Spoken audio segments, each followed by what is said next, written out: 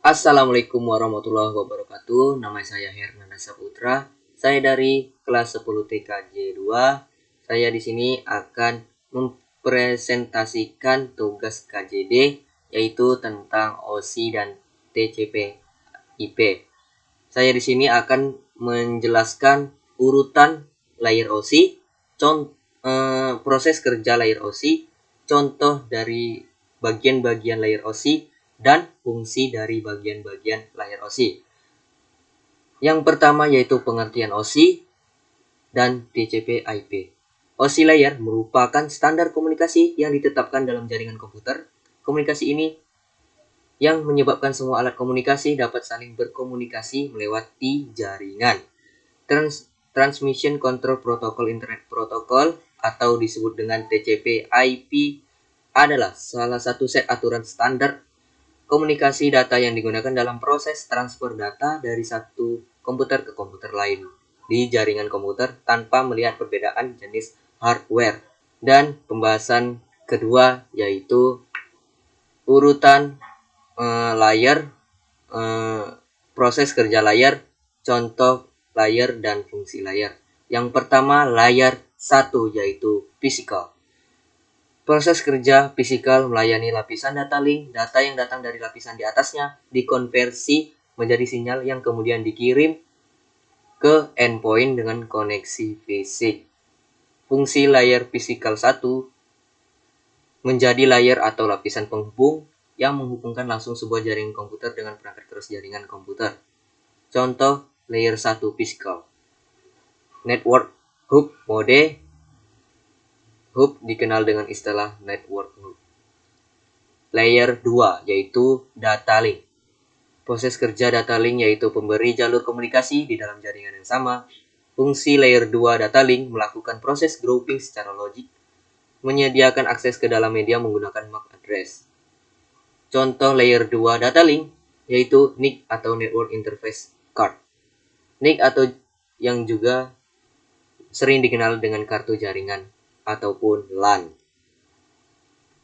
Layer ketiga yaitu network layer. Proses kerja network layer itu endorsing. Network layer harus menyediakan sebuah mekanisme pengalamatan end device. Encapsulation. Network layer harus menyediakan enkapsulasi. Routing. Network layer harus menyediakan layanan untuk mengarahkan paket ke host tujuan. Decapsulation. Paket sampai pada host tujuan dan diproses pada layer 3. Fungsi layer 3 network layer yaitu menentukan tujuan data pada sebuah jaringan, mendefinisi alamat IP. Contoh layer 3 network layer yaitu router, frame relay device, ATM switch, and advanced cable tester. Layer keempat yaitu transport layer. Proses kerja transport layer itu menggabungkan beberapa koneksi transport ke dalam jaringan koneksi yang sama. Fungsi layer 4 transport layer yaitu mencegah data menjadi bagian-bagian yang lebih kecil, memastikan bahwa semua data yang melewatinya dapat tiba di sisi lainnya dengan tepat. Contoh layer 4 transport layer yaitu gateway, advanced cable tester, and router. Layer kelima yaitu session layer. Proses kerja session layer yaitu mengendalikan sesi koneksi, dialog, dan juga mengelola bahkan dapat pula memutuskan koneksi dari komputer. Fungsi layer 5 session layer itu melakukan dan membangun komunikasi di dalam sebuah jaringan. Contoh layer 5 session layer, NetBIOS, namespace, mail slots, and RPC. Layer ke-6 yaitu presentation layer. Proses kerjanya melakukan definisi terhadap sintaks yang dipakai oleh host jaringan dalam berkomunikasi, merupakan tugas dari presentation. Contoh layer presentation layer yaitu format gambar JPG, GIF, PNG, dan sebagainya. Dan fungsi layer 6 presentation layer itu melakukan enkripsi data atau pesan, melakukan proses kompresi dan dekompresi. Layer yang terakhir yaitu layer ke-7 yaitu application layer. Proses kerja application layer yaitu berbicara tentang penyedia interface antar protokol jaringan pada aplikasi yang sebelumnya sudah ada di komputer. Fungsi layer 7 application layer bertugas untuk melayani permintaan data atau service, menyediakan antarmuka antara aplikasi dan protokol. Contoh layer 7 application layer yaitu Telnet, HTTP, FTP, www, browser. Proses kerja OSI yaitu application layer mengirim data ke komputer lain, presentation layer melakukan konversi ML menjadi format jaringan, kemudian sesi layer membentuk sesi perjalanan data sampai proses pengiriman selesai dilaksanakan.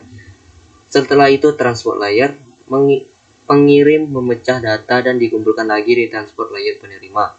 Lalu network layer akan membuatkan sebuah alamat dan menuntun data sampai ke tujuan. Data link layer kemudian membentuk data menjadi frame dan juga alamat fisik. Setelah itu di physical layer data akan dikirim lewat medium jaringan ke lapisan transport penerima. Kemudian alur berbalik dari physical layer ke application layer pada komputer penerima.